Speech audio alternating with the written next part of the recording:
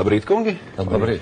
Jūsu programmās šajā pašvaldību vēlēšanā būtībā ir ļoti daudz līdzīgu lietu. Pilsoniskā savienība un es konkrēti, mēs piedāvājam Rīgas birokrātijas darbu rīdzinieku interesēs. Kungs sola apmēram to pašu? Viņš sola pavisam kaut ko citu, viņš sola tāds lētās darba vietas un lētās izpriecas. Pēdējo 5 gadu laikā ir divkāršojies kravu apgrozījums Rīgas ostā, jo mēs esam veiksmīgi veidojuši attiecības gan ar Krieviju, gan ar Baltkrieviju. Ir skaidrs zināms, ka pēdējā gada laikā tarifi, ko satiksmes ministrija un Latvijas dzelzceļš ir pacēlis, ir nekonkurēt spējīgi. Un šeit nav ko stāstīt, ka jūs tur vajag kaut ko tur Krievijā izdarīt. Jo viņi interesē tikai savas personīgās lietas, personīgie biznesi. Viss tas, ko šīs privātās kompānijas ostā dara, to jūs pierakstat sev. Tā vienkārši ir nekaunīgi. Ka Ventspilī ir Stepānovs un Bēķis. Ziniet, šie uzvārdi nav nekāds lambvārds. Nebaidiet rīdziniekus ar Stepānovu un Bēķi.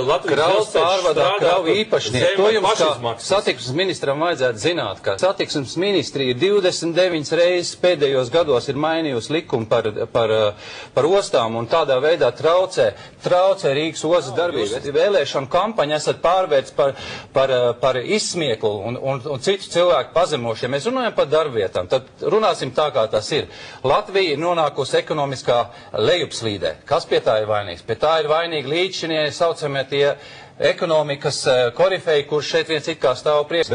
Un nevajag stāstīt, ko jūs tur stāstīsiet. Jūs labāk atbildiet par to, ko jūs neesat izdarījis. Ka jūs gāzi grīdā ir sagrāvusi Latvijas ekonomika. Atbildiet par to un neceliet šeit Gaispils. Jūs jau droši vien neesat dzirdējis to, ka Latvijā vispār ir tāda uzņēmuma kā Sidrav, kā Groglas, kā Grindeks, tātad uzņēmumi, kuriem ir potenciāls. Mana darbība ir uzņēmēja darbības vidi šeit radīšana. Un ko jūs esat darījis? Jūs esat ostas teritorijas plānojumu mainījis, lai varētu iegūt zemi, ir jāražo un jāsniedz pakalpojumu. Taisnīgai konkurencei jābūt.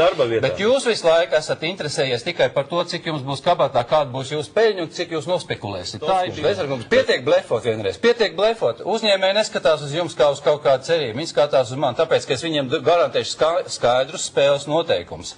Un jūs vienreiz iemācieties to, kas ir tautsaimniecība. Tautsaimniecībā katra darbieta, neatkarīgi no tā, vai tā ir privātajā biznesā, vai tā ir valsts uzņēmuma. Tad, kad jūs to būsiet iemācījies, tad jūs arī varēsiet pretendēt uz kādu cienījamu amatu valstī. Tas, ko man ir pārmetuši, ka es esmu līdz 98. gadam radījis daudzus biznesus, radījis vairāk kā 7000 darba vietas. Šie uzņēmumi valstī maksā vairākus 100 miljonu atkārtos. Bet jūs abi jau sākat atkārtoties. Diemžēl mums arī laiks sāk beigties. Līdz pašvaldību vēlēšanām vēl 2 dienas.